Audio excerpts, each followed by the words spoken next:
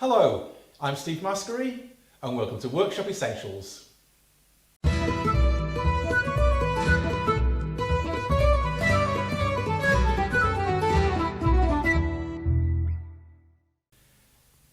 are times when I want to use my multifunction table to cut off several lengths of board at exactly the same length.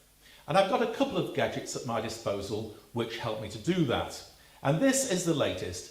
It's an adjustable length stop. The setup for using a multifunction table is the table itself, which has got a grid of holes on it, are 96mm centres. And if that sounds like an odd number, it's because it's part of the 32mm system. And there are two pairs of dogs. There's a low pair here, against which my workpiece goes, like that. And then there's a taller pair here, against which my track goes. I've got a pencil mark where I want my cut to be.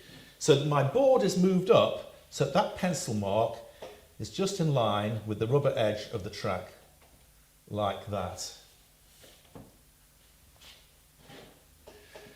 And that's how long I want it to be. So my adjustable depth stop here, there's two pegs in the bottom, so that goes in to my board like that, and it's set up to the end of my workpiece and tightened down.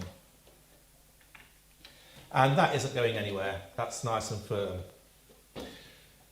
So now, standing from where you're looking at this, because I'm cutting this way, I can cut off my first length and then move the board up again to the stop and cut off the second piece and move the board up again to the stop and cut off my third piece, and so on and so on and so on. And they will all be exactly the same.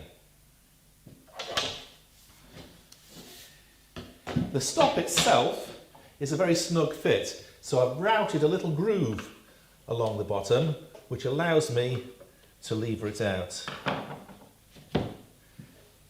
This was dead easy to make, and if you come with me over to my workbench over there, I'll show you how I did it.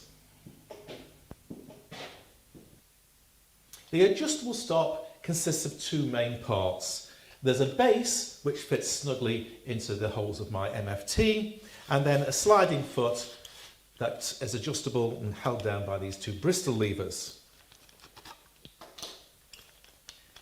I started by making the base, and the first thing was to drill two holes exactly 96mm apart.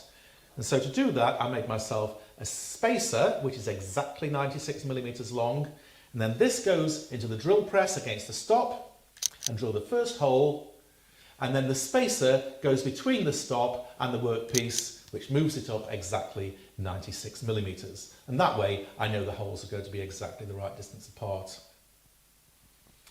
Then, over on the router table, I installed a V-groove cutter like this, and I routed a V-groove across the top of the base, like that. And while I was at it, I routed one down the underside of the adjustable foot as well. And then I made a key to make the two together. And this is probably the hardest part to do because it has to be exactly the right size. If it's too big, then these two parts will rock. They won't mate very well. And if it's too small, they'll slide sideways. There'll be play, and then this can rack as well. But when you get it exactly right, then this slides beautifully. I call it a Goldilocks fit. Not too big, not too small, just right. And then a piece is glued into that V-groove. Back on the router table, I use the drop-on method to cut two slots almost the full length of the foot, actually. So that involves backing this up to a support stop to start the cut, dropping it on, and then moving it forward to an end stop. And if you work from both sides, then they'll both be exactly the same length. And then this little foot is glued onto the front end here. In order to find out exactly where the Bristol levers are going to go, I've got a pencil which I've thinned down so that it just fits into a 1/4 inch slot. And with these two parts mated together, I can then put my pencil in and draw a pencil line on the baseboard. And that shows me exactly where I need to drill for my Bristol levers. However, the first hole has to be for the cavity for the nut, and that goes on the underside. So to transfer these pencil mark holes from the top to the bottom, the easiest way is to drill a tiny hole with the smallest drill you've got.